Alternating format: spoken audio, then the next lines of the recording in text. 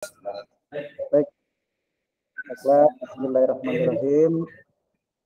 Assalamualaikum warahmatullahi wabarakatuh.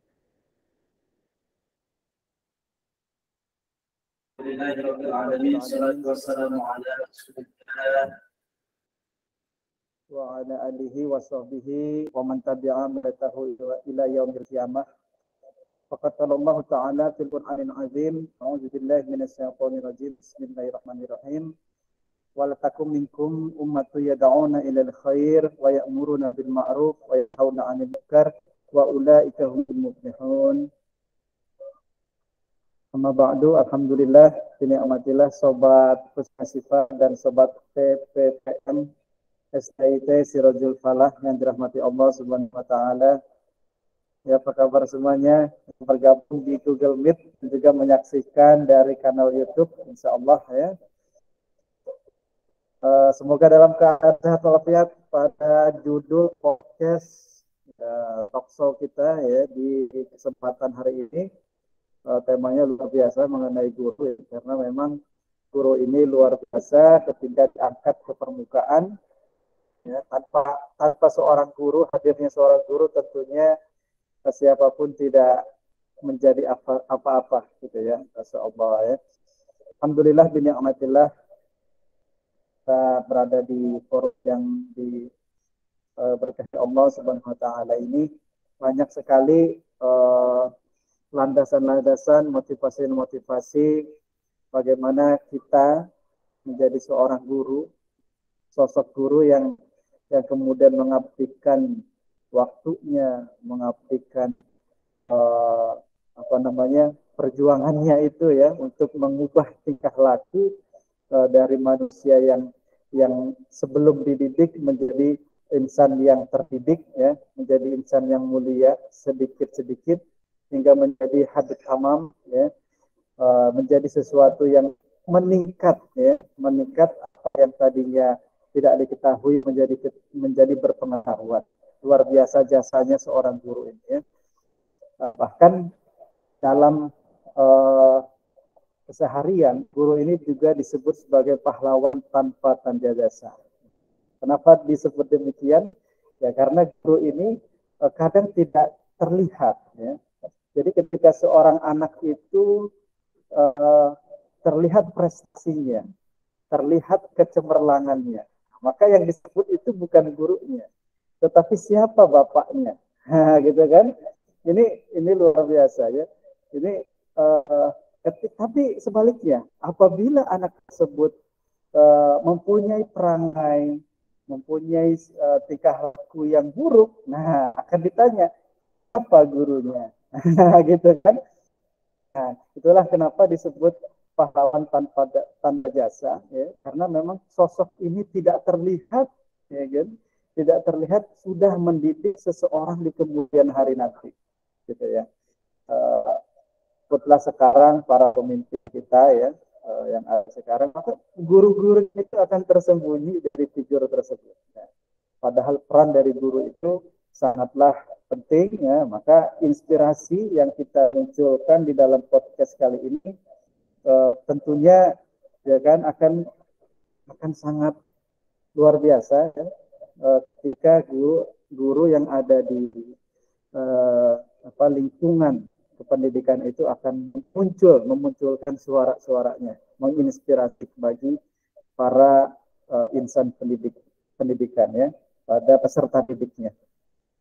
Baik, kali ini alhamdulillah kita mempunyai judulnya adalah menjadi guru inspiratif. Ya. Duka duka dan perjalanan luar biasa dari seorang guru. Ya. Ini ada sumber yang kita undang, yaitu Bapak Lukman Hidayat SPDI MPD dan juga Bapak Muhammad Toha SPD. Ya, ini kita undang bersama. Ya, semoga dari kedua narasumber kita, ya, atau mungkin nanti dari peserta Google Meet yang mungkin dapat berkesempatan menyampaikan kesan pesan ya, mungkin kita berdialog pada kesempatan podcast kali ini ya, insyaallah. Tapi sebelum itu, nah ini kita dengarkan sosok seorang guru juga ya, guru dari guru ya. gurunya dari guru kita ya Bapak Dr. Misno, SE, MH, MI, MH ya. Mungkin dari beliau dapat kita ambil beberapa kesannya. Ya, kita sapa dulu beliau. Assalamualaikum warahmatullahi wabarakatuh, Bapak Dr. Wisnu. Waalaikumsalam warahmatullahi wabarakatuh. Sehat, Kang Rendra? Alhamdulillah, alhamdulillahirobbilalamin ya. Ini kita ada di sebuah buku yang biasa. Ya, betul. Dan sosok Pak Dr. ini salah satu inspirasi juga nih bagi Insyaallah. Baik, mungkin bisa disampaikan sedikit Pak Dokter tentang guru inspiratif ini ya. Pada saat dipersilakan. Baik, terima kasih. Bismillahirrahmanirrahim. Assalamualaikum warahmatullahi wabarakatuh. Alhamdulillahirabbil alamin. Wassalatu wassalamu ala asrofil anbiya'i wal mursalin habibana wa nabiyyana Muhammadin sallallahu alaihi wasallam wa ala alihi wa ashabihi wa man tabi'ahum bi ihsanin ila yaumiddin wa ba'd. Qala Allah Ta'ala fi kitabihil karim, a'udzu billahi minasyaitonir rajim. Bismillahirrahmanirrahim. Wa 'allama Adamal asma'a kullaha thumma 'aradahum 'alal malaikati faqala ambi'uni bi asma'i haula in kuntum shadiqin. Fa illam taf'alu wa lan taf'alu fattaqun nar allati waquduha an-nas wal hijarah uiddat lil kafirin. Faqala Rasulullah sallallahu alaihi wasallam, yakni fi riwayatin rawahu Muslim, khairukum man ta'allama al-Qur'an wa 'allamahu. Amma ba'd, fa inna asdaqal hadithi kitabullah wa khairal huda huda Nabi sallallahu alaihi wasallam. Alhamdulillah, syukur kepada Allah Subhanahu wa taala yang telah memberikan kepada kita kenikmatan iman, Islam dan juga ihsan. Kemudian salawat dan salam sama-sama kita panjatkan kepada junjungan alam Habibana wa Nabiyyana wa Sayyidana Muhammadin sallallahu alaihi wasallam, kepada seluruh ahlul baitnya, para sahabatnya, serta orang-orang yang senantiasa mengikuti jejak sunnahnya hingga akhir zaman. Ya, terima kasih Kang Rendra, ya Ustaz Rendra, atas jemputan pada kesempatan kali ini ya. Actually hari ini kita ada dialog sebenarnya dengan Pak Ustaz, Pak Guru ya Muhammad Toha di Jakarta, dan juga Pak Lukman Hidayat. Cuman qadarullah ini masih menunggu beliau. Tadi konfirmasi Pak Lukman Hidayat insya Allah bisa, tapi karena baru pulang dari Jakarta gitu ya, jadi baru sampai Lampung, jadi agak lumayan ini ya. Oke, kita sambil menunggu. Baik, ini yang hadir juga alhamdulillah, terima kasih sudah hadir juga ya. Ini diskusi dan juga lebih santai ya terkait dengan bagaimana sebenarnya menjadi guru inspiratif ya. Alhamdulillah di sini ada Umi Karim, ada Ibu Pupun, ada Ibu Siti Marwiyah, tadi ada Ibu Rahmawati juga gitu, dan yang lainnya adalah guru-guru yang sangat luar biasa gitu ya. Jadi hari ini Kang Rendra kita kehadiran juga tokoh-tokoh guru-guru yang memang sudah tidak diragukan lagi ya dalam bagaimana menjadi seorang guru yang tentu saja yang bisa digugu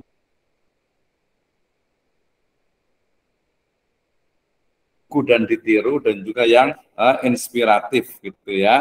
Oke, ya ini insya Allah mengasih itu. Nanti pembicara kita akan datang insya Allah. Oke, ditunggu ya. Oke, maaf nih. Baik, nah kita bicara tentang apa menjadi guru inspiratif. Artinya bahwa kita bicara tentang bagaimana sebenarnya ya seorang pribadi guru itu tadi adalah seorang pribadi yang bisa digugu dan ditiru ya. Dalam konteks Al-Qur'an tentu saja adalah dalam surat Al-Ahzab ayat ke-21 ya. A'udzubillahi minasyaitonirrajim. Laqad kana fi Rasulillahi uswatun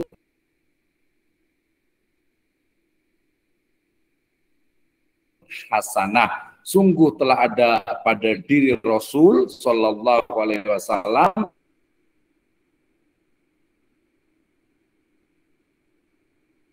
itu uswah, teladan terbaik ya, karena beliau itu adalah dikatakan juga buistu lil muallimin ya, bahwasanya Nabi SAW itu diutus ya adalah untuk sebagai muallim ya. Nah, dalam Islam tentu saja kita mengenal ada istilah taklim, berarti orang yang mengajarkan adalah muallim ya. Kemudian juga ada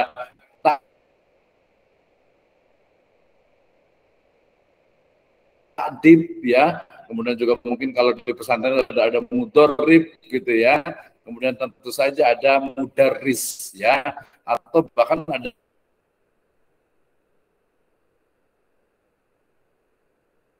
al-ustaz ya, yang semuanya itu adalah merujuk kepada proses learning atau learning proses, yaitu proses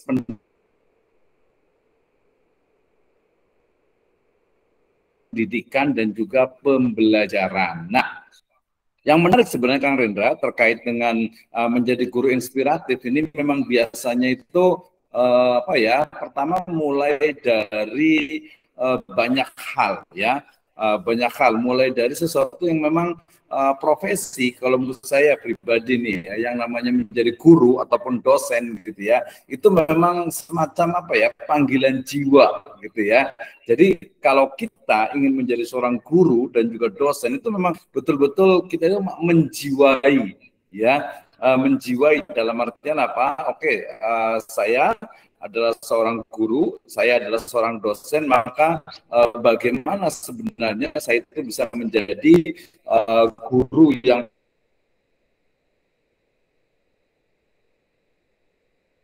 profesional dan juga dosen yang profesional tentu saja gitu ya. Nah, ini menjadi hal penting. Nggak profesional tentu saja dalam konteks ini saya pahami bisa dua dimensi. Ya, pertama adalah dimensi bisa disebut dengan duniawiyah, ya, yang kedua adalah dimensi ukhrawi ya atau ukhrawiyah gitu ya. Nah, dimensi keduniaan itu biasa bersifat yang profesional dalam konteks sebagai sebuah profesi. Ya, saya yakin nih di sini semuanya rata-rata guru itu sudah mendapatkan sertifikasi guru. Saya kebetulan tahun 2008 ya, 2007-2008 alhamdulillah lulus juga untuk sertifikasi guru ya.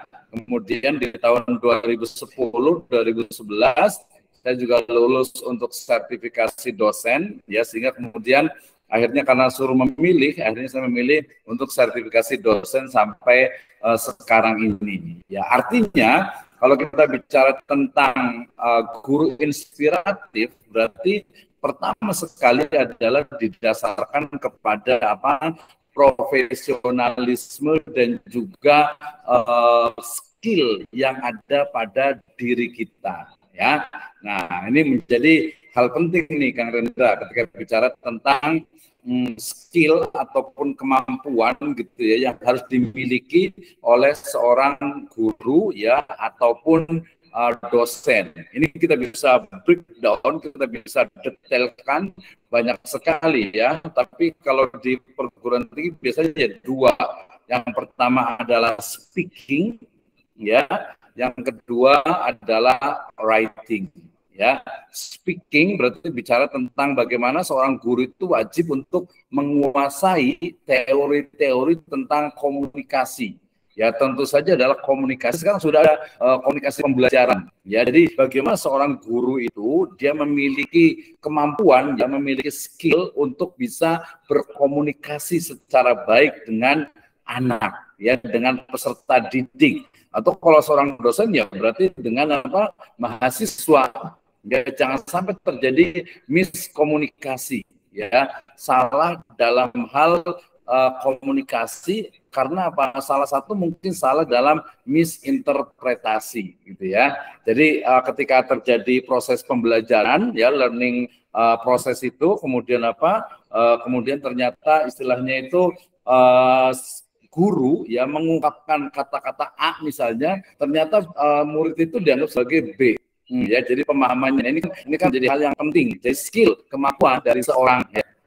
kemampuan dari seorang guru itu yang pertama adalah bagaimana dia mampu untuk bisa, yang awal sekali adalah kemampuan kita ya, kemampuan sebagai seorang guru, terutama nanti penguasaan materi ya, penguasaan materi dari apa yang kita ajarkan. Nah, tentu saja kalau kita bicara tentang penguasaan materi ya, mau tidak mau kita juga harus update materi itu sendiri ya, terutama nanti ya mata kuliah atau mata pelajaran atau mata kuliah yang sifatnya itu dia dinamik ya, yang dinamis ya, yang dinamis yang mengikuti apa perkembangan dari zaman gitu ya. Jadi bukan hanya istilahnya itu materi itu terus gitu ya, tidak ada upgrading gitu ya. Jadi harus ada tuh. Jadi yang pertama adalah skill, kemampuan pribadi, dalam artian itu berarti dia menguasai materi ya, tetapi materi itu sendiri dia adalah dinamis ya, sehingga kedinamisan ini dia perlu guru itu dia perlu di upgrade. Oke, welcome juga Wilujeng Sumbing, selamat datang juga, kita kehadiran juga guru dari Tasikmalaya nih, Pak Yedi ya. Terima kasih luar biasa sekali, dan juga selamat datang untuk pembicara kita hari ini yaitu Pak Lukman Hidayat. Oke. Jadi karena kita pengantar, nanti kita akan diskusi lebih banyak terkait dengan tadi seorang guru inspiratif ya. Yang pertama adalah dia memiliki skill ya, baik itu secara hubungan personal, interpersonal gitu ya, ilmu komunikasinya juga ada, kemudian juga tadi dalam konteks profesional adalah profesional dalam konteks keduniaan, maksudnya itu standar untuk sebuah profesi itu adalah profesional ya. Dan yang kedua juga jangan lupa ya bahwa kita adalah seorang muslim, tentu saja profesionalnya itu adalah juga didasarkan kepada apa? Keyakinan ya, atau agama kita. Ini jangan lupa, menurut saya penting sekali. Justru ini adalah energi yang paling kuat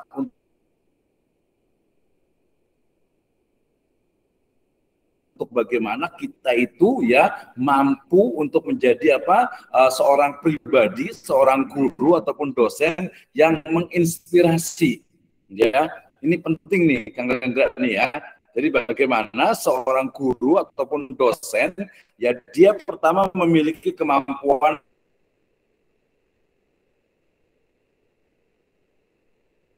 sebuah kemampuan pertama materi ya, materinya itu tidak cukup, dia butuh adanya upgrading dari materi itu sendiri, kemudian metode atau cara untuk komunikasi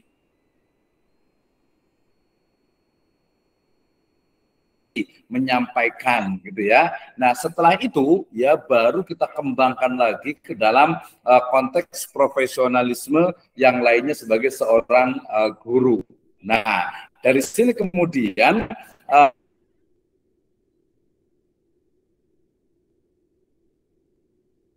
dari nanti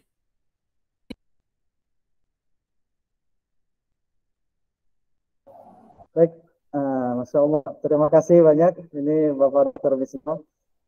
Tadi paparan tadi sebenarnya sudah lengkap sebenarnya ya, dari ujung ke ujung nih. Ya, poin yang kita bisa petik dari pemaparan tadi bahwa tidak hanya materi ajar yang kemudian disajikan kepada peserta didik, tapi juga ada poin-poin yang lain ya, Insya Allah ya. Poin-poin yang kemudian dapat menjadikan seorang guru itu layak ya ditiru ya, karena memang sifat dari peserta didik itu sering namanya menduplikasi ya, menduplikasi dari apa yang dia lihat ya. Apalagi itu kalau anak masih usia sekolah dasar ya, itu duplikasi dari seorang guru itu sangat sangat sangat ditiru gitu kan ya, apakah itu dari pengamatannya, dari kemudian pendengarannya ya, arahan-arahan atau nasihat dari gurunya gitu kan. Baik, alhamdulillah ini sudah bersama kita semua Bapak Lukman Hidayat MPD dari Provinsi Lampung. Masya Allah. Apa kabar Pak Lukman? Alhamdulillah sehat. Ini barusan datang tadi. Mohon maaf telah bergabung di tiduran saya. Baik, baik, Masya Allah. Iya, iya. Baru bangun ini. Alhamdulillah. Memang perjalanan jauh ya tadi dari Jakarta ke Lampung ya. Baik, alhamdulillah. Sekarang sampai di Lampung, ya, siap ya menebarkan inspirasi kepada. Insya Allah siap.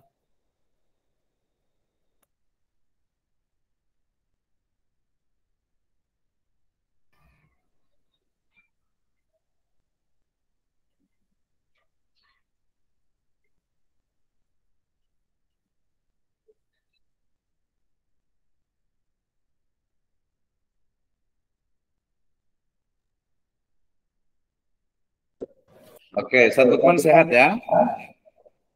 Oke. Alhamdulillah Ustaz, sehat. Oke, lanjut ya, semangat lah. Salam dalam 30 setengah menit ke depan ya.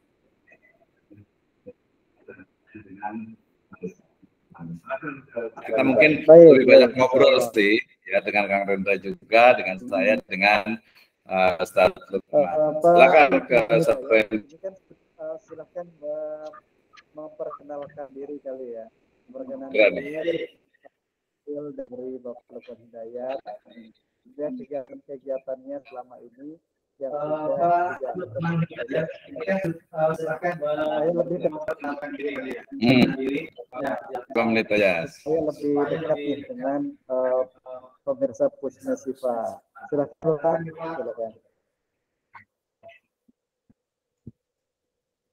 Ya, bisa terdengar? Belum terdengar Ustaz. Apaan? Gimana? Oh ya. Silakan memperkenalkan diri dulu kepada pemirsa Pusmesifa agar lebih dekat, lebih ya akrab gitu ya, lebih akrab ketika menyampaikan pandangannya nanti. Oke, jadi mungkin begini dulu. Jadi kita tanya dulu Pak Ustaz Lukman nih. Mungkin kan Sobat Pusmesifa ini kan sebagian belum kenal nih dengan Ustaz Lukman Hidayat, kandidat dokter di UIN Ar-Raniri juga nih, insya Allah nih ya. Jadi pertanyaan pertama gini dulu. Jadi terkait dengan materi hari ini itu kan tentang menjadi guru inspiratif gitu ya. Nah, mungkin kita ingin tahu dulu nih kegiatan harian Ustaz Lukman ini apa saja nih. Kemudian tinggalnya di mana, mungkin kan tadi disebutkan di Mesuji itu di mana nih, di ujung mana nih gitu ya, dalam 1 sampai 2 menit kita ngobrol aja santai ya. Silakan Ustaz Lukman, apa nih kegiatannya sebenarnya nih? Ya mungkin bisa mulai dari sosoknya sudah sangat menginspirasi biasa gitu ya. Silakan Ustaz Lukman dalam 1-2 menit. Ya. Bismillah, Assalamualaikum warahmatullahi wabarakatuh. Waalaikumsalam warahmatullahi wabarakatuh. Ya, perkenalkan, nama saya Lukman Hidayat. Status utama saya sebagai guru SD, tapi saya guru pendidikan agama Islam. Selain itu juga saya sedang menyelesaikan kuliah di UIN Raden Intan. Memang apa ya, saya semenjak menjadi guru sampai sekarang belum pernah lepas dari status mahasiswa juga. Jadi mengajar sambil belajar, sambil kuliah juga begitu. Saya menjadi guru sejak tahun 2005 dan saya ditempatkan di daerah terpencil di pedalaman Mesuji yang mungkin kalau Bapak Ibu sekalian ingat, di Mesuji itu dulu pernah ribut-ribut Register 45. Jadi Register 45 itu memang sangat luas. Di tengah-tengahnya ada satu kampung. Nah, saya ditempatkan di situ. Dan kampung itu di tepi sungai, namanya Sungai Buaya. Jauh banget ya. Dan setelah dicek, memang betul di sungai itu ada buayanya betulan. Tapi memang masyarakat setempat itu bisa dikatakan masyarakat adat. Bahkan kampung itu lebih tua daripada Kabupaten Mesuji itu sendiri. Maka walaupun sekarang keberadaannya sangat terpencil, tapi apa ya, masyarakat di situ sangat dihargai karena dianggap sebagai kampung yang paling tua. Nah, memang ada beberapa hal yang menarik ya kalau ketika saya mengajar di situ, di mana kampung itu kalau hujan, Ustadz, kalau hujan itu kita sulit untuk masuk ke sana. Oh. Terkadang guru yang ada di sana sudah mengcover. Jadi, Pak, hujan, kira-kira bisa masuk enggak? Memang kondisi nanti akan saya share ininya ya, apa foto-foto di sana ketika hujan. Berarti bisa ini ya, ada asisten gurunya berarti ya.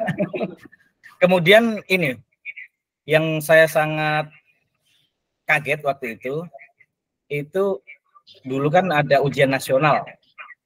Nah, kalau nggak masuk kan nggak lulus kalau tidak mengikuti ujian nasional. Tapi anak di sana itu santai saja gitu. Kalau ujian nasional mereka nggak masuk, kita nyusul ke rumah, Ustadz. Atau jemput berarti ya? Kita jemput di rumah. Si A, si B ini nggak berangkat, kita jemput di rumah. Mereka seolah-olah, loh, kamu nanti kalau nggak lulus gimana ya? Ya biar saja. Jadi kita jemput, kita rayu-rayu gitu. Jadi jangankan kita memikirkan bagaimana mereka bisa menjawab pertanyaan demi pertanyaan yang diujikan atau tidak gitu. Mereka mau hadir saja kita sudah sangat senang sekali.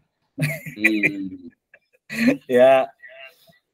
Dan saya ditempatkan di situ selama 10 tahun. 10 tahun. Jadi sangat 10 tahun itu saya merasa di situ itu sangat terpaksa sebetulnya, Ustaz. Jadi ada unsur terpaksa juga gitu ya, menderita ya, gitu ya. Seperti betul-betul diuji begitu. Alhamdulillah dari tahun di situ ditugaskan sejak tahun 2009, saya mengajukan pindah berkali-kali, akhirnya tahun 2019 saya baru disetujui. 10 tahun ya? 10 tahun. Nah kemudian saya dipindahkan yang saya anggap itu daerah yang lumayan lebih baik dari SD yang sebelumnya. Yang mana SD yang pertama itu namanya SD 1 Mesuji Timur itu jaraknya 54 km dari rumah saya. Mantap. Ikut termasuk daerah 3T. Nah, kemudian 10 tahun kemudian, tahun 2019 saya dipindah di sebuah SD namanya SD 19 Weserdang sampai sekarang. Itu 28 km dari rumah saya. Dan ternyata sekitar 4 bulan saya bertugas di sana, SD itu mendapatkan dana BOS afirmasi. Dana BOS afirmasi artinya apa? SD tempat saya mengajar yang sekarang itu termasuk kategori 3T juga. Jadi ya, tapi jadi 3T semuanya rata-rata ya. Oke. Ya, daerah 3T semua. Jadi ya. Oke, menarik Ustadz Lukman nih. Ini ya, Ustadz Rendra ya, ketika bicara tentang tadi guru nih, mungkin ada pertanyaan yang menarik nih dari awal nih. Kira-kira Ustadz Lukman ini apakah memang sejak awal nih ingin cita-citanya itu untuk menjadi guru atau seperti apa nih, gitu ya? Cita-cita awal pengen jadi guru atau mungkin yang lainnya gitu? Karena saya lihat nanti kita juga akan bicara juga nih Kang Rendra, beliau itu juga seorang ini nih pengusaha nih ya, pengusaha herbal juga nih. Ya, masih jualan herbal di Menara Herbal kalau nggak salah gitu. Jadi guru, tadi kan kita mau guru yang entrepreneur sebenarnya itu. Tapi sebelum itu kita ini dulu ya. Mungkin kalau kemarin ada dari teman juga, Pak Toha itu cerita itu katanya dia itu kenapa menjadi guru, karena sejak dia itu dibesarkan di panti asuhan itu, ketika melihat guru tuh dia itu senang gitu ya. Melihat guru pakai seragam gitu ya, kemudian juga ketika bermain juga dia bermainnya selalu bermain peran itu juga menjadi guru, jadi akhirnya terpatri sampai sekarang itu lebih dari 20 tahun itu menjadi guru. Jadi memang dari kecil nih. Kalau Ustadz Lukman sendiri kayak gimana nih sebenarnya nih untuk gurunya nih? Nanti silakan ke Kang Rendra nih. Silakan Ustadz Lukman. Kayak gimana nih, cita-cita dari kecil atau gimana waktu mau jadi guru ini? Iya. Jadi saya ini ketika kecil pernah ditanya memang cita-cita menjadi apa? Menjadi guru. Ya. Menjadi guru memang cita-cita, tetapi dia masih pelin-pelan ya. Terkadang saya ingin menjadi tentara begitu. Dan cita-cita itu sebetulnya masih ada sampai sekarang, bahwa saya juga ingin menjadi tentara. Nah, kemudian gini, Ustaz, 2005 saya kelas 3 SMA. Pada waktu itu kan di era kepemimpinan Pak SBY ya. Jadi saya lihat mahasiswa demo-demo itu, wah kayaknya heroik betul gitu kan. Wah saya mau kuliah di ini jurusan ilmu hukum atau ilmu politik. Nanti saya akan jadi aktivis, kerjaannya demo-demo begitu.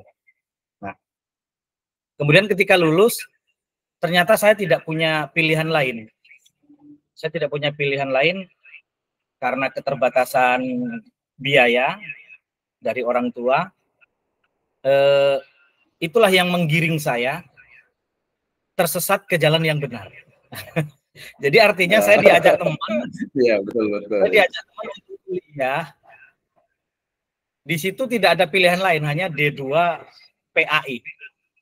D2 Pendidikan Agama Islam. Calon guru pendidikan agama Islam. Pada waktu itu saya, wah, kalau mau jadi guru, kesukaan saya ingin jadi guru sejarah, Ustaz. Guru sejarah. Pokoknya bagus, suka sejarah kayak saya berarti itu. Ya. Atau guru tata negara, kan dulu di SMA IPS kan ada ya pelajaran tata negara. Nggak tahu sekarang masih ada tidak. Pokoknya saya ilmu sosial begitu. Tetapi qadarullah, kuliahnya saya tidak punya pilihan lain. Saya harus memilih D2 PAI, dan itu pun kelas karyawan, Ustaz. Jadi saya kuliah Sabtu Ahad.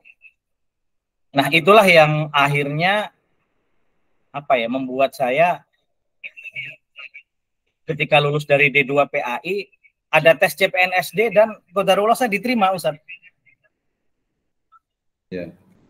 Jadi dari situlah saya menjadi guru agama. Nah, kemudian saya lanjut S1 karena harus linear. Tadinya saya udah mau berbelok. Saya mau jadi guru IPS, guru sejarah, atau guru tata negara. Saya udah mau berbelok. S1-nya saya nggak mau ambil PAI. Kata dosen-dosen kata teman-teman juga, sayang sekali nggak linear nanti, katanya begitu. Akhirnya saya lanjutkan S1 PAI. Dengan sangat terpaksa dalam tanda kutip. Lulus S1 PAI, ada gelar SPDI, dan saya ini sebagai guru agama. Maka oleh masyarakat itu dianggapnya pinter agama, begitu. Sarjana pendidikan agama Islam pasti pinter. Akhirnya didatangi, dikasih buku khutbah Jumat. Mas Lukman, tolong bantu isi khutbah Jumat. Dari itu akhirnya saya belajar gitu ya, terus mulai memberanikan diri untuk maju sebagai khotib Jumat. Kemudian bulan Ramadan disuruh kultum, udahlah pokoknya tetangga sekitar ini nganggapnya saya ini pinter gitu aja. Maka dari situ Ustaz, saya banyak belajar.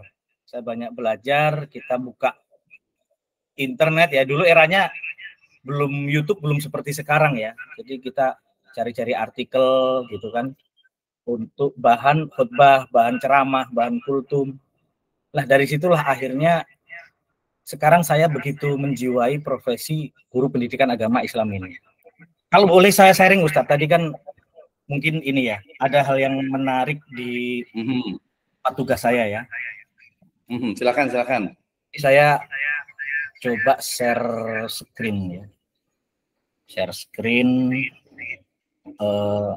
Tapi nggak bisa full ya kalau yang dari ini ya, dari HP ya. Bisa juga langsung, silakan.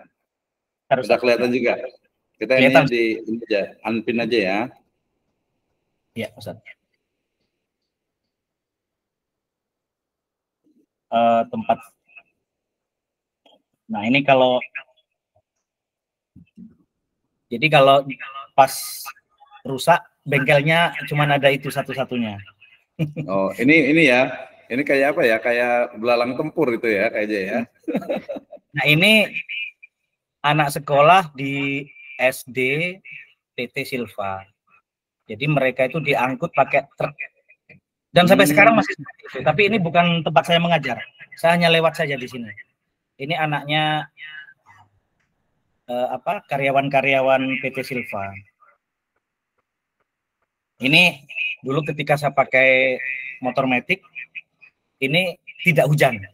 Sudah 3 hari tidak hujan, tapi bekasnya masih seperti itu. Kemudian, nah ini kalau hujan begini. Tapi kita lewat di tepinya, Ustaz. Enggak tengah, enggak bisa, ini adalah tanah orang, ladang orang. Jembatannya kayu gelondongan seperti itu. Jembatannya itu ya. Kemudian, nah ini kondisi tidak hujan, Ustaz. Tidak hujan. Kalau hujan bisa licin banget ya berarti ya. Ini jembatan seperti ini ada 5 sampai 5 jembatan. Dan di situ saya sendirian, kadang ngerinya di situ. Yang bikin ngeri gitu. Coba.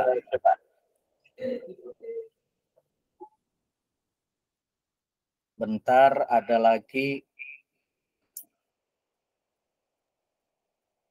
Nah, ini sekolah tempat saya mengajar, ini ketika ujian nasional tahun 2017.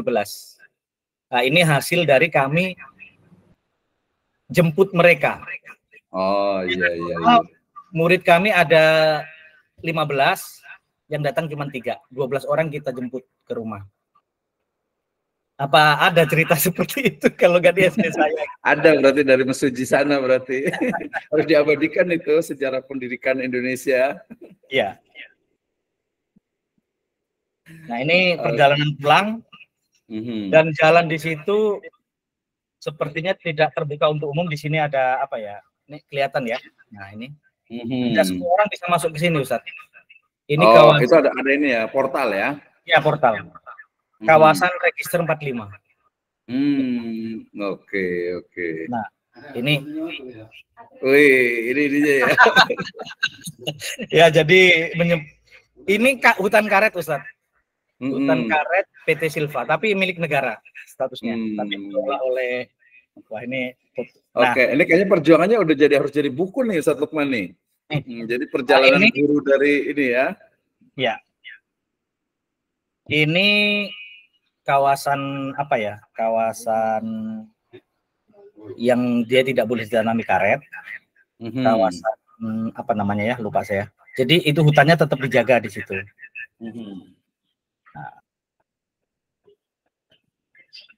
Nah, ini namanya Kanal Buaya. Ada buayanya betul lah, bukan hanya namanya, ada betul. Oh, memang ada buayanya ya. Memang makanya orang nggak boleh berenang.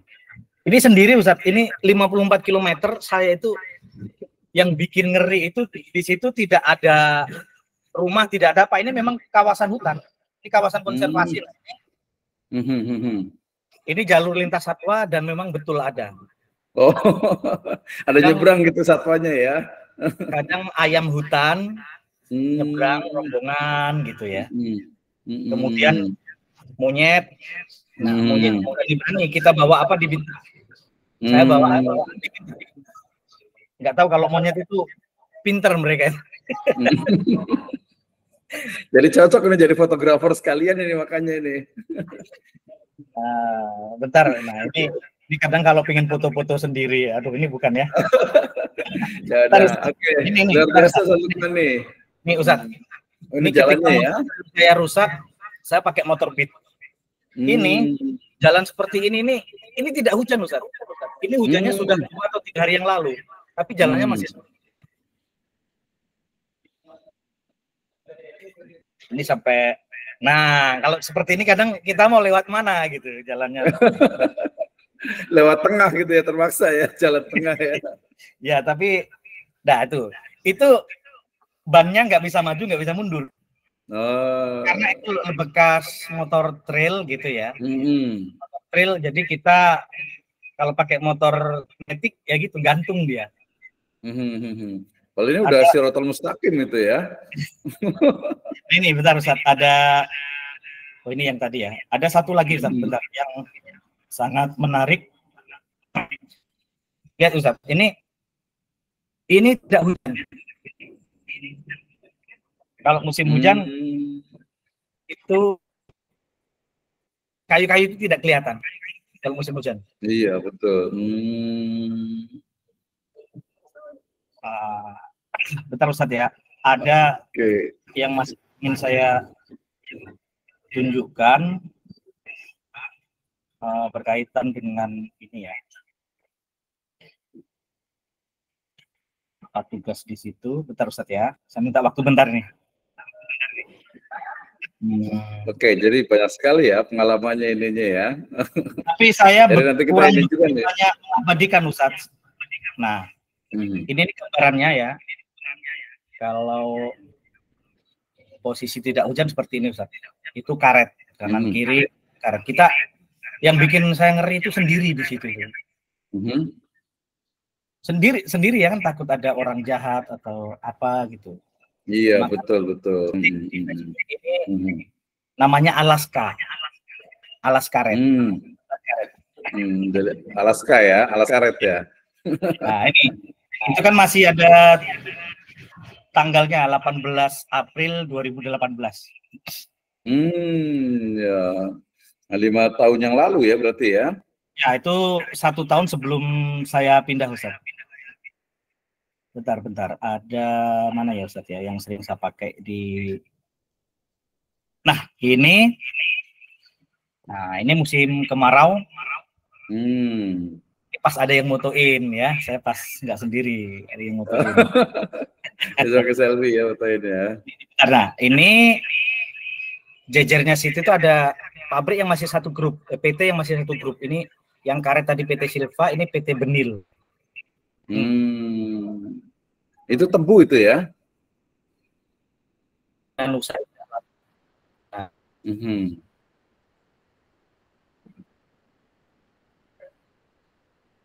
Kan tebu, karena mereka masih satu grup.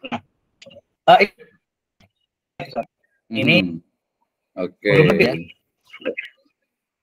Nah, ini jadi jalan di belakang itu portal. Kemudian pintu merah putih itu pintu besi. Jadi orang kalau lewat itu harus izin dulu. Nah, saya pernah lewat situ diinterogasi karena memang pihak PT itu kan sering dicuri karet gitu. Iya, paham. Ya, jadi Mas sebetulnya kalau bukan karyawan PT nggak boleh lewat sini katanya. Saya ceritakan, saya guru, saya ngajar di sana dan harus lewat sini, saya bilang. Nah, itu hanya kebaikan kami saja Mas, yang bukan karyawan PT Silva boleh lewat katanya. Ini milik negara atau bukan? Saya bilang gitu. Ini negara. Saya mas satpamnya saya sempat berdebat. Ini tanah negara atau tanah PT Mas? Saya bilang ini tanah negara loh, bukan tanah PT. Ya, bisa sampean bilang begitu gitu. Jadi kadang saya merasa di situ seolah-olah sudah bukan NKRI lagi. Kali itu digembok Ustaz. Digembok. Yang pegang kuncinya bukan satpamnya. Yang pegang kuncinya yang punya PT, panggilannya Mister. Mister. Dia orang Malaysia. Jadi masyarakat setempat termasuk murid-murid saya yang kalau mau keluar bawa mobil lewat situ nggak bisa. Diblokir, nggak bisa lewat situ, nggak boleh. Jalannya muter berarti kali mungkin ya, bukan jalan umum lah dianggapnya ya. Kalau itu sama-sama negara juga ya. Ya, muter lewat portal yang itu tadi Ustaz. Lewat portal tadi. Portal yang pertama saya tunjukkan tadi. Nah, ini sebagian jalan juga yang harus saya lewati seperti ini. Luar biasa sekali deh. Uji nyali ya berarti ya. Nyali Ustaz. Ini berarti ini ya, ini perjalanannya berarti ya, belum sampai di tempat ini ya. Ini ada satu lagi Ustaz, menuju sekolah. Ini ada satu murid saya namanya Anges. Jadi dia ini kan ke arah selatan ya. kita itu ke arah barat, sekolah kita di arah barat. Kalau pulang saya ke arah timur, tapi di pertigaan dia mau ke arah selatan. Ini jarak dari rumah dia itu 6-7 kilo lah. Dia jalan kaki. Tanggal 18 Agustus 2018, pokoknya dia selalu saya bonceng sampai pertigaan dia jalan kaki. Nah, ini foto ini saya sebarkan, kemudian ada orang yang iba gitu mengirim, terus saya disuruh belikan sepeda. Alhamdulillah tanggal 13 Agustus 2014 dia sudah punya sepeda. Alhamdulillah ya. Wasilah kebaikan berarti ya. Yang mengirimkan dana itu TKW yang bekerja di Hong Kong. Wis, Masya Allah. Luar biasa ya, mudah-mudahan dapat balasan yang terbaik. Oke, Pak Lukman, menarik nih ya. Jadi ini kayaknya nanti harus jadi satu buku nih, cerita dari Mesuji kayak jadi ya. Nah, tadi kan mungkin cerita di perjalanannya, Ustaz Lukman nih. Yang berikutnya mungkin kita pengen tahu nih, ini yang menyaksikan juga ada guru ya, ini ada yang dari Tasikmalaya, Pak Yedi Ruspendi, terima kasih. Ya, kemudian juga ada beberapa mahasiswa di program magister yang ya faktanya adalah memang seorang guru. Tadi mungkin pertanyaan saya ini, Pak Lukman. Jadi seperti apa sih sebenarnya karakter dari siswa-siswa yang ada di sana? Tadi perjalanannya kita udah paham tuh, berarti belum sampai saja udah perjuangannya itu ini ya, apa namanya, bertaruh nyawa gitu ya. Udah bertaruh nyawa di jalan. Nah, ketika sudah di kelas itu seperti apa nih ya? Udah capek di jalan duluan nih. Tapi pertanyaan saya lebih spesifik sebenarnya. Pertanyaan saya lebih spesifik yaitu sebenarnya seperti apa nih karakter dari siswa peserta didik yang ada di sana, utamanya dari sisi semangat belajar atau mungkin juga dari sisi fasilitas dan lain sebagainya. Mungkin ringkas-ringkas saja. Silakan, Tarikman. Oh ya, baik. Ini sangat menarik karena memang gini ya, saya terlahir di daerah transmigrasi yang mayoritas suku Jawa. Saya sendiri juga suku. Nah, kemudian saya ditempatkan di kampung yang tertua di Mesuji, dan di situ secara kultural memang mereka orang-orang Mesuji asli, bahkan sejak sebelum daerah transmigrasi itu dibuka, kampung itu sudah ada. Maka memang kita sangat menyesuaikan karakter masyarakat di sana. Jadi ketika saya mendapatkan SK, mencari-cari di mana SD itu, saya itu sampai ketika ketemu orang dielus-elus gitu ya.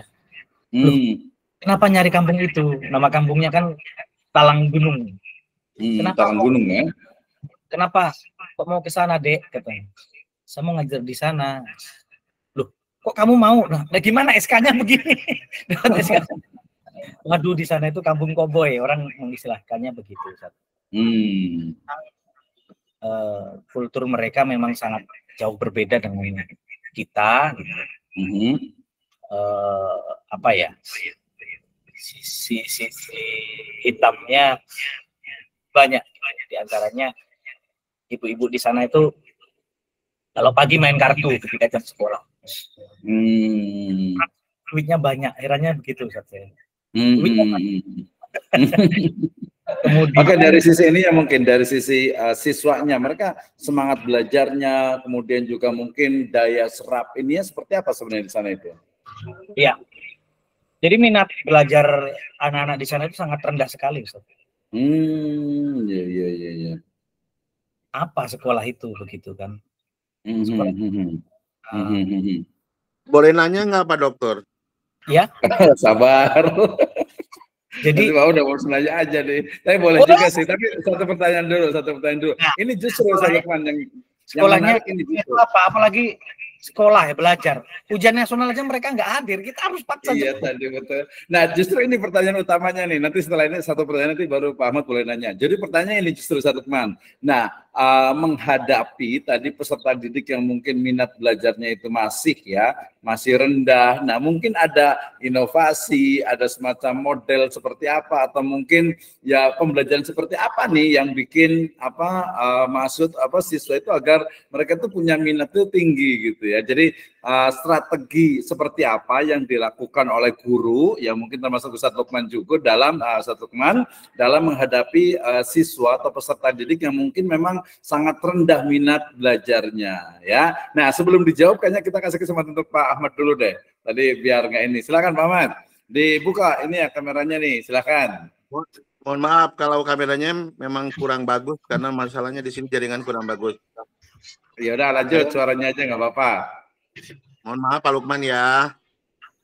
Ya Calon Pak dokter Ahmad. depannya. Baik, terima kasih. Assalamualaikum warahmatullahi wabarakatuh. Waalaikumsalam warahmatullahi wabarakatuh. Begini Pak, melihat walaupun saya sebenarnya masih udah paham tentang lokasi yang Bapak temuin, yaitu daerah Mesuji, karena Lampung itu kan mayoritas orang-orang Lampung itu memang karakternya sangat luar biasa. Orang Lampung itu memang karakternya keras dan susah diatur. Terlebih ini masuk wilayah Mesuji yang memang lokalisasinya banyak sekali dan memang karakter orang di sana keras dan susah diatur. Nah, lihat dari background Bapak seorang guru yang mendapatkan SK di daerah transmigrasi, timbul pertanyaan satu buat saya. Bagaimana Bapak menghadapi keadaan di mana tempat tugas Bapak yaitu di daerah Menggala, daerah Mesuji, cara Bapak mempengaruhi atau menindaklanjutin atau mengatur calon siswa atau calon siswa yang memang karakter orangnya yang memang susah diatur agar mereka minat sekolahnya dan minat buat melanjutkan pendidikan itu tinggi. Itu yang pertama. Yang kedua, Bapak kan seorang transmigran, Bapak kan orang luar, disebutnya bukan lokal dari sana. Dengan karakter seperti itu, buat mengikuti alur seperti itu, sikap Bapak pertama yang Bapak lakukan simpati dengan para siswa itu seperti apa? Terus itu yang kedua. Bapak kan pendidik, seorang pendidik. Walaupun seorang pendidik, berarti karakter dari perguruan tinggi itu kan masih diadopsi. Nah, dengan mendapatkan tugas atau SK di wilayah yang jauh dari karakter Bapak sebagai orang Jawa, menghadapi lokal yang memang susah diatur dan memang orang-orang yang memang minat pendidikannya sangat kurang. Tips apa yang Bapak lakukan sehingga hasilnya sekarang itu agak mendingan atau disebutnya sangat lumayan? Cuma 3 itu aja. Terima kasih. Assalamualaikum warahmatullahi wabarakatuh. Waalaikumsalam warahmatullahi wabarakatuh. Ya, silakan Ustadz Lukman. Ya. Gimana nih sekilasnya strateginya seperti apa nih menghadapi masyarakat? Tadi mungkin istilahnya ini agak khawatir agak kurang tepat juga. Jadi bukan keras, bukan susah diatur gitu. Tapi memang polanya mereka di sana gitu. Nah, justru seperti apa nih ketika jadi kalau saya lebih cenderung tidak mengatakan anak itu juga tidak nakal gitu ya. Kemudian juga satu wilayah atau satu komunitas itu juga bukan keras juga bukan istilahnya itu tidak susah diatur lah gitu ya. Mungkin kita, tapi menarik juga nih pertanyaannya. Terima kasih Pak Ahmad atas pertanyaannya nih ya. Pak Ahmad ngomong dari mana ini ya? Begini, maksudnya begini Pak, tidak mendiskreditkan sesuatu etnis atau sesuatu tempat. Cuma karena saya asalnya dari Sumatera juga dan tetangga sebelah dari wilayah tersebut, jadi paham benar kalau wilayah tersebut orangnya karakter itu memang sangat dominannya itu keras kepala. Mending kalau keras kepala diajak kerjasamanya bisa, tapi keras kepala dan tidak bisa diajak kerjasama. Nah itu yang saya beratkan di situ, bukan susah diatur sih, mohon maaf ya. Silakan Bapak. Ya. Oke, nggak apa-apa. Tapi tiap orang nggak keras kepala juga sih kayaknya, kepalanya keras kayaknya. Ya silakan. Mungkin kita masih banyak pertanyaan nih karena banyak banget yang harus diketahui dari Ustadz Lukman. Silakan. Mungkin cepat singkat padat gitu ya. Silakan. Ya. Terima kasih. Pertanyaannya 3, kayaknya agak panjang, Ustaz. Jadi gini, Pak Ahmad, saya paham sekali ya. Ya, yang dimaksud kita tanpa bermaksud mendiskreditkan suku tertentu, memang betul. Memang secara kultur mereka sangat keras. Tapi gini, Pak Ahmad, saya kan tinggalnya di Tulang Bawang, Kabupaten Tulang Bawang. Saya bekerja di Kabupaten Mesuji. Nah, Kalau tulang bawang itu sukunya suku Menggala, suku Lampung Menggala. Nah, betul. Ngomongnya keras gitu kan. Kemudian intonasinya juga keras dan memang dalam tanda kutip memang sulit diatur, iya. Kemudian kalau suku Mesuji perkataannya seperti logat perkataannya seperti orang Melayu, tapi yang nggak jauh beda.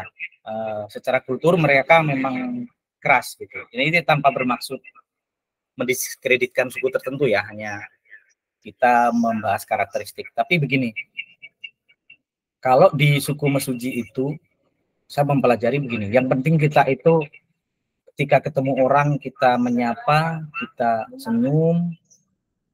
Jangan sampai ketemu orang tuh, orang di sana ketemu suku asli kita tidak menyapa. Nah, kalau di Menggala itu beda. Kadang di Menggala itu suku tulang bawang itu gampang-gampang susah, Ustaz. Jadi kita ini terlalu ramah, kadang disepelekan gitu. Kita ini terlalu galak, bisa celaka. Jadi susah. Tapi kalau di Mesuji enak. Kita yang penting ramah, sopan, orang sana senang. Bahkan gini Ustaz, saya sering orang nggak kenal, yang penting label saya adalah sebagai guru yang mengajar anak-anak mereka. Saya ketemu di jalan itu ketika mengalami tadi, misalnya motor saya pernah jatuh, ini masuk kali seperti ini, ketahuan oleh mereka orang tua murid itu ditolong, udah kau diem baik di situ, bahasanya begitu. Kau diem baik di situ, kau diem baik Pak Guru, biar aku aja yang ngangkat.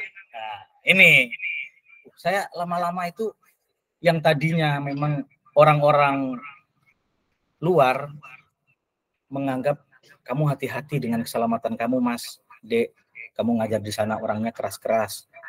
Dan memang ini Ustaz, karena memang daerahnya terisolir, jarang terjangkau. Hampir tiap rumah punya pistol rakitan. Itu bukan rahasia lagi di situ. Yang bikin saya merinding begitu. Hampir setiap rumah rakitan. Dan ini bukan isapan jempol, betul mereka punya. Nah, tapi mereka itu kuncinya kalau di Mesuji yang penting kita itu ramah, kita itu baik, selesai urusan. Jadi saya sering motor saya berapa kali diangkat gitu oleh mereka, dibantu. Gitu. Nah, kemudian bagaimana caranya untuk membimbing mereka yang tadi memang karakter murid-murid di sana memang lebih sulit daripada murid-murid di luar kampung tersebut ya. Murid-murid yang ada di ibu kota kecamatan misalnya atau di ibu kota kabupaten kan mereka lebih heterogen. Mereka campur, ada suku Jawa, ada Padang, ada Batak gitu ya. Kemudian ada suku Mesuji juga. Jadi kita lebih mudah kalau di daerah luar yang muridnya heterogen. Tapi kalau di daerah Talang Batu itu, di Mesuji itu, bagaimana biar anak itu nurut sama kita? Ada satu hal yang menarik bahwa mereka itu senakal apapun, mereka akan hormat sama guru. Itu prinsip itu dipegang teguh oleh suku Mesuji.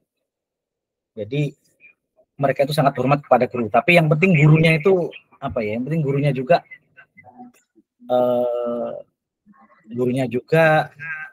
gurunya nggak aneh-aneh. Yang penting gurunya baik, mereka nurut kok.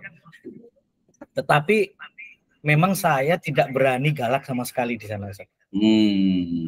Prinsipnya hanya tuturi handayani. Ya. Itu memang prinsip sangat berlaku di mana-mana, tuturi handayani. Pak Guru, aku nggak masuk Pak Guru. Aku besok mau nangkap ikan. Mereka di pinggir sungai nanti. Nah, saya bilang nangkap ikan kan bisa. Aku takut Pak Guru, nggak bisa. Aku harus ikut. Nah, akhirnya saya bilang begini. Kalau nangkap ikan sampai siang nggak? Bahkan sampai sore Pak Guru. Nah, kamu nangkepnya pulang sekolah saja. Boleh nanti, tapi setelah pulang sekolah gitu. Akhirnya mereka mau. Jadi mereka kalau pas musim banjir, pas banyak ikan, tidak pada masuk muridnya Ustaz. Pas banyak ikan ya mereka nangkap ikan gitu. Tapi kita, kau sekolah dulu gitu kan? Ya sekolah baru ikut bapak ikan. Mau. Jadi Oke, ya cukup jelas tuh Pak Lukman ya. Oke, ada lagi? Mungkin dari Satrendra nih, mungkin ada pertanyaan nih terkait dengan mungkin tadi terkait dengan apa ya? Tadi kan suka dukanya sudah nih. Mungkin yang apa nih ini sudah hampir di sesi terakhir terkait dengan apa? Silakan ke Satrendra, silakan. Baik, suara saya terdengar nggak, Ustaz? Cukup jelas, Ustaz. Ya. Cukup ya. Kalau kameranya kelihatan, beneran ya. Baik, terima kasih nih. Saya tadi sudah menyimak nih luar biasa perjuangan Bapak Lukman Hidayat ya. Kebetulan saya juga dari Oku Timur ya, jadi tahu persis bagaimana mesuji ya.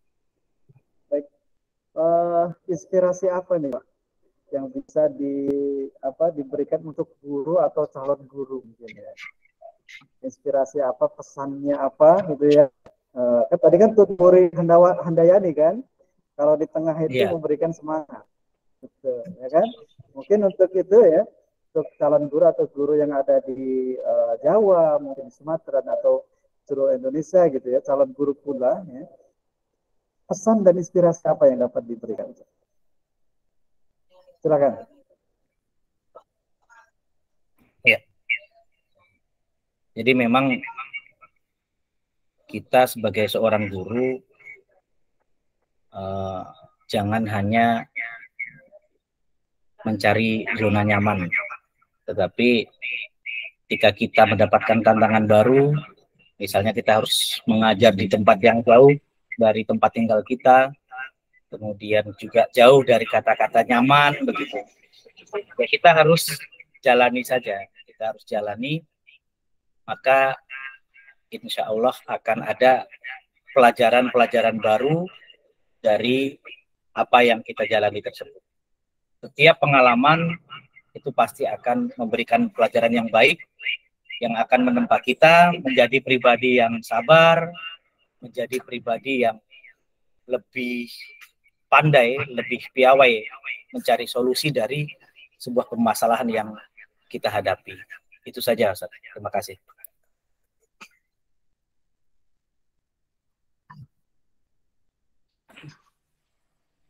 Kemudian memang ini saya tambahkan ya, kalau gimana Ustaz? Ya. Ya, nanti Bu Rahmawati ada yang mau bertanya, boleh yang bertanya dulu aja. Silakan Bu Rahmawati.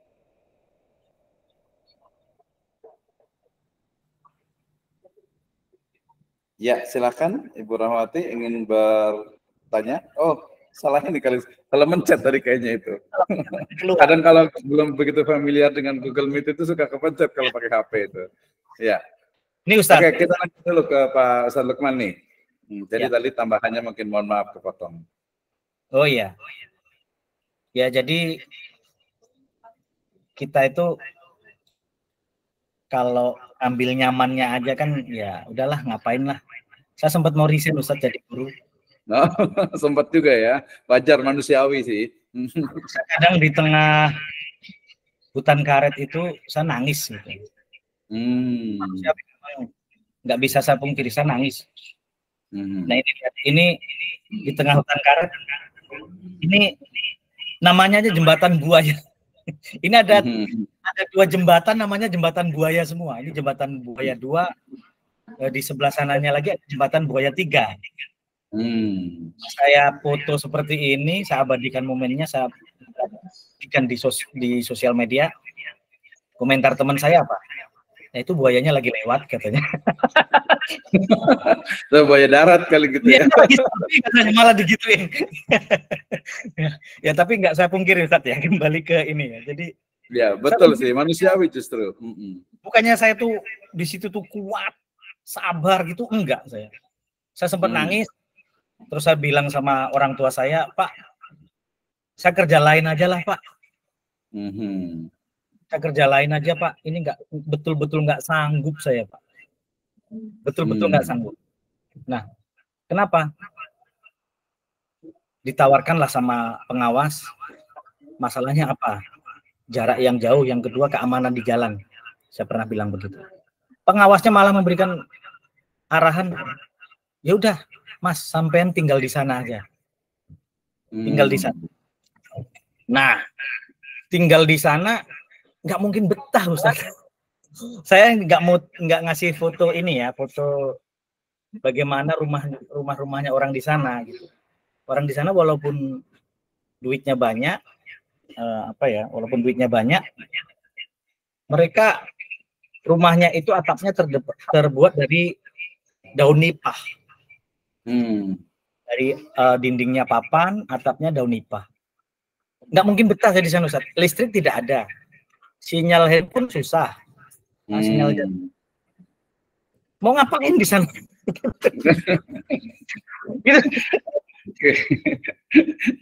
Luar biasa ya. Ini yang menginspirasinya seperti itu Pak Lukman. Justru namanya tadi, justru kalau saya lebih cenderung memang jujur, artinya dalam artian itu memang manusiawi lah tadi ya, ketika tidak juga bukan manusia besi juga yang artinya itu tidak ini sama sekali, pasti mengeluh, menangis sebagainya. Ini ada Bu Rahmawati sudah hadir kembali, mungkin kita kasih kesempatan lah ya untuk mungkin berkomentar atau apa. Silakan Ibu Rahmawati Farudin. Ya, Assalamualaikum warahmatullahi wabarakatuh. Dokter yang terhormat, Bapak Ibu yang saya hormati, ini sedikit mungkin saya sharing terkait kalau tadi Pak Lukman, terima kasih untuk menginspirasi sekali ya terkait pendidikan di Lampung gitu ya.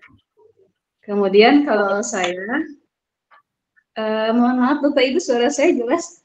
Jelas Bu, jelas. Jadi, sharing sedikit. Tadi kalau Pak Lukman itu di lumayan jauh ya di Lampung ya. Kalau saya di Depok, masih dekat gitu ya, sebagai salah satu kota penyangga ibu kota. Terus tadi sebelumnya dengan Bapak Ahmad, tadi saya orang Lampung memang kalau disampaikan tadi Lampung Salam itu. kenal Bu, salam Palembang Bu. Ya, keras, kemudian keras kepala, sulit bekerja sama. Memang ya. Untuk beberapa hal yang sifatnya prinsip, saya tidak bisa kerjasama dan saya keras kepala. Benar sekali ya Bu. Ya, untuk beberapa hal menyesuaikan. Lanjut. Sharing sedikit dari saya. Kalau tadi Pak Lukman dari Lampung, kalau saya di Depok gitu, yang secara letak dekat sekali ya, masih kota gitu, tapi sebetulnya dari dunia pendidikan kalau di seberang nan jauh gitu memang banyak gitu. Nah di dekat saja banyak kok gitu, itu memang, dan itu realita gitu ya kalau kita turun ke lapangan. Ya Allah, ini Depok masih kota, tapi kok dari segi pendidikan ada kok gitu, termasuk di tempat saya gitu ya. Dan saya sekitar 15 tahun, memang saya dulunya bukan guru, bukan juga pendidikan gitu ya, jurusan saya tuh jurnalistik, saya di perusahaan gitu, jadi sekitar 15 tahun lalu saya bergabung di dunia pendidikan, dan pada akhirnya tadi tersesat ke jalan yang benar gitu. Kalau seperti itu ya beberapa hal ya memang iya gitu ya, yang awalnya saya mencoba seperti apa sih, sampai akhirnya saya memutuskan untuk di dunia pendidikan gitu ya, sampai walaupun beberapa rekan yuk gabung lagi yuk, tapi saya terima kasih, saya di pendidikan saja gitu, saya menolak. Kemudian di sekolah kami memang hampir mirip dengan Pak Lukman tuh, yang memang gimana ya, kalau saya kebetulan 15 tahun gitu, jadi saya tahu persis secara mayoritas pendidikan orang tua tuh apa gitu, kemudian dari pekerjaannya apa saja gitu ya, itu memang sama tuh, dijemput, kadang siswa dijemput, kemudian dari segi pembayaran mereka tuh kan 3 tahun tidak bayaran, dan 3 tahun. Terus ujian waktu itu betul ujian ya UN gitu ya, dijemput, bahkan ada yang siswanya itu selama 1 pekan itu di rumah guru. Jadi supaya anak ini tidak pergi, tidak kabur bahasanya. Tidak kemana-mana ya. Beberapa guru yang memang secara tempat tinggal dekat dan yang lainnya. Jadi bagaimana antisipasi gitu supaya anak tuh terutama melanjutkan saja, lulus saja dari segi ekonomi, dari segi karena faktor mayoritas di sini gimana ya, ekonomi minim, terus juga banyak yang broken home. Jadi benar-benar tuh gurunya juga gitu ya. Jadi kami tuh terutama internal, kalau eksternalnya pasti ada gitu ya tantangan. Nah di internalnya bagaimana terutama di gurunya dulu supaya mereka tuh mempunyai persepsi yang sama terhadap pendidikan, bahwa ya kita di sini ada untuk mereka, itu tanamkan itu. Kemudian di siswanya dijemput awal-awalnya, jadi bagaimana strategi supaya anak ini senang di sekolah, kemudian senang dulu sama gurunya pelan-pelan, gimana caranya siswa ini senang sama gurunya, kemudian bertahap ke pelajarannya apa gitu, dan seterusnya kami di sekolah ini membuat kegiatan-kegiatan bagaimana anak tuh senang di sekolah dulu sampai dengan ke pelajaran gitu, kegiatannya diaktifkan sesuai dengan bakat minat mereka gitu. Jadi kan kalau di kurikulum merdeka terutama ya, bahwa diagnosis awal itu penting gitu ya, memetakan anak ini gaya belajarnya, oh anak ini tipenya seperti ini. Nah kami ekskulnya menyesuaikan itu, mengakomodir dari siswanya. Tapi yang terpenting gurunya itu bikin nyaman, siswa itu dibikin nyaman sama guru sama di sekolah gitu. Kemudian juga karena siswa kami itu banyak yang kurang ya, jadi kadang guru tuh mungkin gimana ya, kalau tapi ini realita ya termasuk saya gitu, guru itu tidak gajian 3 bulan. Saya pernah di beberapa sekolah gabung, mungkin kalau untuk di sekolah yang bagus itu ya, yang bonafit, kendala itu pasti ada dimanapun, tapi kalau dari segi penggajian oke, sejahtera gurunya, relatif yang lain-lainnya insya Allah tuh aman gitu. Tapi makanya pada saat saya pernah bergabung juga di sekolah negeri, terus mereka menyampaikan ada hal yang saya gimana gitu, saya balik tanya, Bapak Ibu kalau seandainya tidak digaji sama 3 bulan apakah masih mengajar, saya gitu kan, karena itu obrolan sesaat gitu ya, yang cuma ngopi di ini gitu ya gitu. Jadi menanamkan ke anak pentingnya pendidikan, terus bikin anak nyaman, terus di gurunya bahwa ini insya Allah kita dapat rezeki, Allah atur dari jalan yang lain, sekalipun di sini tidak gajian 3 bulan, terus gurunya patungan, kadang anaknya dikasih jajan, dikasih ongkos. Nah itu sharing dari sekolah kami. Terima kasih Pak Lukman, Bapak Ibu semua, Pak Dokter. Assalamualaikum. Waalaikumsalam warahmatullahi wabarakatuh. Terima kasih Ibu Rahmawati ya, luar biasa. Ini kayaknya mungkin next speaker ya. Jadi kita ngundang untuk Ibu Rahmawati, kebetulan juga beliau walaupun sudah S2, tapi beliau juga ngambil lagi Magister Pendidikan Agama Islam juga di Institut Sirajul Fathih. Punten Bapak tahu ya? Oh jangan cerita. Jadi artinya iya. Itu guru ya. Jadi guru itu tadi saya menyebutnya karakternya itu adalah dia selalu mengupgrade dari sisi keilmuannya gitu ya, keilmuannya, sehingga semakin banyak yang kita bisa pelajari gitu ya. Oke, silakan ke Kang Rendra nih. Tadi mungkin udah closing remark dari Ustaz Lukman. Kayaknya mudah-mudahan Ustaz Lukman tidak bosan nih ya untuk memberikan ini. Termasuk mungkin dari satu lagi mungkin pertanyaan Kang Rendra tuh tentang beliau ini kan punya ini nih, toko herbal nih, menara herbal nih. Gimana nih antara bisnis dengan mengajar ini? Kira-kira beratan mana, atau mungkin insya Allah bisa berjalan dua-duanya nih? Sekilas saja mungkin ya. Gimana nih sebagai guru dan juga sebagai pengusaha herbal nih? Silakan.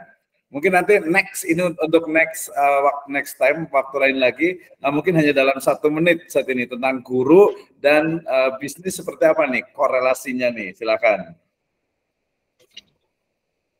Ya, baik, terima kasih Ustaz. Jadi saya awal menerima SK CPNS itu saya tidak tahu gajinya guru itu berapa gitu. ketika menerima SK CPNS, wah, jadi PNS pasti kaya gitu. Kemudian di bulan pertama saya menerima gaji, nah, oh segini gajinya. Tahun 2009 saya terima gaji CPNS, gaji pertama 1.150.000 ya, nggak apa-apa, mohon maaf saya sebutkan. Nah, kemudian saya kuliah Ustadz S2 dari Tulang Bawang ke Bandar Lampung itu sekitar 130 kilo. Nah, dari situ saya tuh berpikir bagaimana caranya ongkos perjalanan saya ini tertutupi. Maka saya di Bandar Lampung itu mencari-cari peluang bisnis, akhirnya ketemulah herbal begitu, Pak. Ustaz. Ya, jadi saya berangkat kuliah, pulangnya sambil belanja. Itu sejak tahun 2010 berjalan sampai sekarang, alhamdulillah. Dan alhamdulillah seiring berjalannya waktu, dagangannya juga terus bertambah. Saya belanja banyak di rekan-rekan dari Depok juga, Bu Rahmawati, saya ambil. Mungkin di Margonda itu ada toko besar namanya Nabawi Herbal, itu Pak Sukma. Itu bos herbal besar, saya ambil di situ. Kemudian dan Pondok Herbal, banyaklah di Depok, banyak. Saya dan sampai sekarang berlangsung. Nah, kalau untuk bisnisnya alhamdulillah udah agak-agak autopilot ya Ustadz ya. Masya Allah. Paling saya cuman order gitu Ustadz. Saya cuman order. Nah, kalau pulang ngajar memang saya nggak pulang ke rumah. Saya ke toko. Ini kayak tadi Ustadz dari Jakarta kemarin, saya ini belum pulang ke rumah. Saya di toko langsung. Masya Allah. Harus pulang dulu itu. Ya, jadi di toko kan ada kamar juga ya, udah seperti rumah gitu ya. Jadi kita pulang ke rumah itu kalau menjelang maghrib, saya jam 5, kadang setengah 6 gitu, baru kita pulang ke rumah. Jadi gini, ini yang menariknya gini ya, Ustadz. Saya pulang dari mengajar, saya itu ke toko, saya tuh hanya lihat loker. Ada isinya apa enggak gitu ya. Jadi alhamdulillah untuk pendapatan utama saya dari toko. Jadi saya tidak berpikir lagi bagaimana di guru ini harus maksimal pendapatan segala macam, saya nggak mikir lagi lah. Bahkan saya 7 tahun, Ustadz, saya jadi PNS 7 tahun, kenaikan pangkat saya tidak saya urus.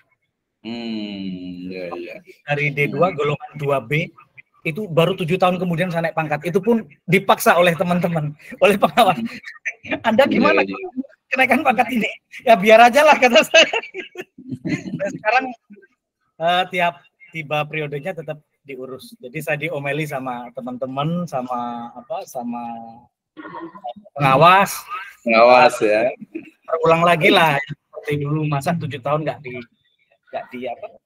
diurus kenaikan pangkatnya gitu kan. Ya, oke. Terima kasih Ustadz Lukman nih. Mudah-mudahan next itu bisnis herbal gimana nih kira-kira di Lampung dan yang lainnya ya. Oke, saya kembalikan ke Ustadz Rendra ya. Silakan nanti ke depan insya Allah tadi kita mengundang juga Bu Rahmawati untuk jadi pembicara juga next podcast kita. Tadi udah siap juga Pak Tato Sugio. Pak Tato ya, ini sudah malang melintang di dunia perbankan, sudah lebih dari 20 tahun, Pak Tato Sugio Pranoto, Masya Allah ya. Mudah-mudahan podcast ini akan bermanfaat karena ini adalah bagian dari jejak digital kita. Dan terakhir mungkin dari saya Kang Rendra, bahwa memang menjadi seorang guru itu adalah sebuah panggilan, dalam konteks Islam itu adalah dakwah gitu ya. Jadi waman ahsan qaulan mimman da'a ilallah, dan mad'u kita adalah ya siswa kita, peserta didik kita dan mahasiswa kita, sehingga kemudian mengajar itu adalah bagian dari dakwah, dan dakwah tentu saja harus ikhlas lillahi azza wa jalla dan juga ittiba'ur rasul. Itu insyaallah pahala, kemudian juga mungkin ya materi itu juga insyaallah akan didapatkan. Terkait dengan dilema antara mengajar dengan berbisnis itu insyaallah next time. Mudah-mudahan Ustaz Lukman bisa lagi, siap lagi untuk gabung di podcast kita ini. Kemudian juga nanti Bu Rahmawati, Pak Tato, dan juga yang lainnya. Tadi Pak Ahmad juga nih, yang dari Palembang nih. Harus ini nih biar kita seluruh Indonesia. Tadi yang menginspirasi juga saya ingin mungkin ke depan Kang Rendra kayaknya guru mungkin dari pedalaman kita undang. Betul, saya banyak teman di NTT gitu ya. Dulu santri saya itu banyak sekali dari ND, dari NTT, dari Alor, dari Papua. Itu kayaknya kita bisa undang juga deh untuk bahwa kita adalah negara kesatuan Republik Indonesia, termasuk juga yang ada di Pulau Sebatik di Kalimantan Utara juga, Kaltara sampai ke Maluku sana juga ada insya Allah. Ya, saya kembalikan ke Kang Rendra, silakan. Baik.